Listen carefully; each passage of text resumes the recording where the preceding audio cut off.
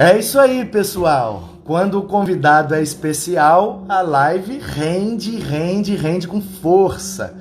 E aí nós estávamos no meio de um bate-papo extremamente abençoador com o pastor Adonias Júnior.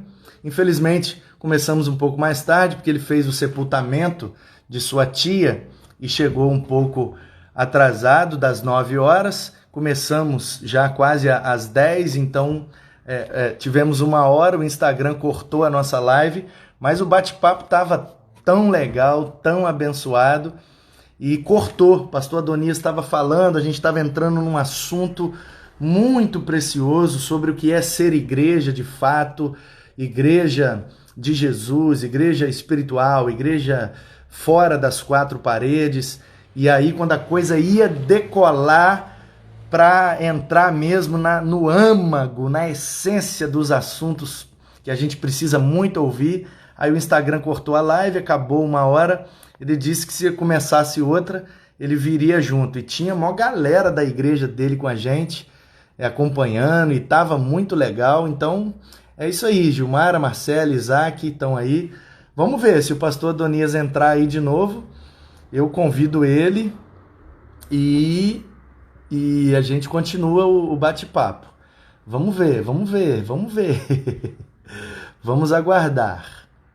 Se ele vier, a gente continua. Se ele não vier, aí eu oro por vocês e vamos dormir em paz e aleluia. Vou aguardar aí mais uns minutinhos para ver se ele vem. Se ele vier, é nós. Você tá onde, Isaac? Você tá na casa aí do... Você tá aqui em Guaranhuns, na casa do vô aí? Vamos ver se ele vem, né? Bora, Dodô. Vem comigo, meu querido. Eu acho que ele não vai vir não, hein? Eu acho que ele não vai vir não. Vamos ver. Ah, você já tá na sua mãe. Sua mãe é Jabaeté, né? Que horas são? Já são 11 horas, né? Fala, meu filho preto. Ah, neguinho, saudade de você, hein? Beijo. Vamos ver se o Dodô entra aí. Eu acho que ele não vai vir, não. Se ele não vier, aí a gente vai encerrar. Aí vou orar por vocês e nós vamos encerrar. Mas vou esperar mais alguns minutos. Pode ser que ele esteja encerrando lá e tal, mas se ele der uma olhada e ver que a gente está ao vivo e quiser voltar aqui, a gente continua a live, que estava top demais. Esse pastorzão é fera, Adonias é top. E aí a gente continua o bate-papo. Mas eu preciso que ele venha, né? Se ele não vier, já era.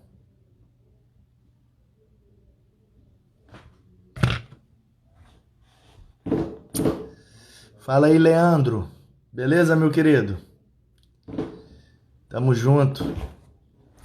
Orei por você, rapaz. Esses dias aí atrás, estava assistindo uma live com o pastor Samuel e vi que você pediu oração lá pela questão do seu trabalho, né? E aí eu tô orando por você. Fica tranquilo, daqui a pouco vai vir uma porta melhor ainda. É um período complicado, mas daqui a pouco vai vir bem melhor do que antes. Pode esperar que você vai ver. O que nós estamos vivendo, rapaz, é uma curva J. Sabe a curva J? O pessoal que estuda o crescimento das coisas. Ei, Cláudia, bem-vinda. Pessoal que estuda o crescimento assim, de empresas, de igrejas, de instituições, eles dizem que antes de um crescimento tem sempre um decréscimo. É como os adolescentes, assim, não sei se vocês já repararam, mas quando a criança vai passando para a fase da adolescência, ela vai dando uma engordadazinha, né? Vai engordando. Aí todo pré-adolescente dá a impressão de que tá baixinho e gordinho. Isso é o organismo dando uma pressão dando uma maximizada no conteúdo para depois dar aquela espichada. Puf! Entendeu? Todo adolescente, antes de dar a espichada, dá aquela engordadazinha, é normal. Então, o crescimento das coisas não é assim, linear, vai crescendo reto. Os estudiosos dessa área, eles dizem que o crescimento é assim, ó, vai crescendo, aí dá uma parada, aí dá uma descida, e aí cresce para um ponto mais alto do que o anterior. E aí, tá vendo? Fica parecendo uma letra J, entendeu? Cai um pouquinho e sobe, aí vai. Aí vai, cai mais um pouquinho e vai e sobe, cai mais um pouquinho. É a curva J. Antes de um crescimento, vem sempre um decréscimo. Entendeu? Vem sempre um prejuízo antes de uma grande conquista. As coisas geralmente acontecem assim. A gente precisa, às vezes, perder algumas coisas para poder conquistar aquelas que a gente nunca conquistaria se não fossem as perdas. Eu acabei de assistir hoje junto com meu filho, porque eu jogo basquete e acabei de certa forma, né, influenciando, e ele também gostou, e aí ele também joga basquete, e a gente estava assistindo, e hoje liberaram os últimos episódios, 10 episódios, maravilhoso, indico para vocês assistirem. Mesmo quem não gosta do esporte, tem grandes lições ali de vida, de perseverança, de conquista, que é o documentário chamado The Last Dance. Em inglês, o significado seria A Última Dança, mas no português, o nome do documentário é Arremesso Final. É a história do time de Chicago, de basquete, né, o Chicago Bulls, que foi liderado pelo maior jogador de basquete de todos os tempos, o Michael Jordan, e mostra a trajetória de como que aquele time do Bulls, que era um time sofrível, muito ruim, se tornou uma grande dinastia, e eles não foram batidos até hoje. Eles foram 2 vezes tricampeões. Nenhum outro time fez isso na NBA, ganhar 3 títulos, aí ficou 1 ano sem ganhar e depois ganhou mais 3. Foram 2 vezes, ou seja, eles são tricampeões. E tem 6 títulos em 8 anos. Já pensou em 8 campeonatos você ganhar 6? Aquele time fez história. Michael Jordan, Scott Pippen, Dennis Rodman, o Kukoc, o Steve Kerr, e o técnico era o Phil Jackson. É o técnico mais vitorioso da história da NBA. E aí o documentário mostrando os bastidores dessas vitórias, desses desafios, nada vem fácil. E aí, no episódio de hoje, eu vi 2 questões que foram muito interessantes, sobretudo para que eles pudessem ganhar a segunda parte. O primeiro tricampeonato foi com um time e depois manteve, né, a mesma essência, Michael Jordan, Scott Pippen e tal, mas vieram outros jogadores. E aí o Michael Jordan e o Steve Kerr, que tiveram papéis fundamentais nos últimos 2 títulos, de 97 e de 98 do Chicago Bulls, eles falando no documentário. O Steve Kerr dizendo que ele perdeu o pai quando ele era novo, e a perda do pai fez com que ele caísse de cabeça no basquete e se desenvolvesse mais ainda, fazendo com que ele contribuísse e o time chegasse a ser campeão. E o Michael Jordan também perdeu o pai dele, aí ele acabou se aposentando, ficou 2 anos fora, jogou beisebol, e depois ele voltou e foi tricampeão de novo. Então, assim, e o Michael Jordan dizendo que ele perdeu o pai dele, e o segurança dele, ele tinha um segurança mais idoso, praticamente da idade do pai dele, que teve câncer. E aí, como ele sabia que o cara ia morrer igual o pai dele, ele se motivou para ganhar aquele último título em homenagem ao cara, sacou? Tanto que ele pegou a bola do jogo que ele ganhou e deu pro cara de presente, o cara teve câncer no pulmão e faleceu logo depois.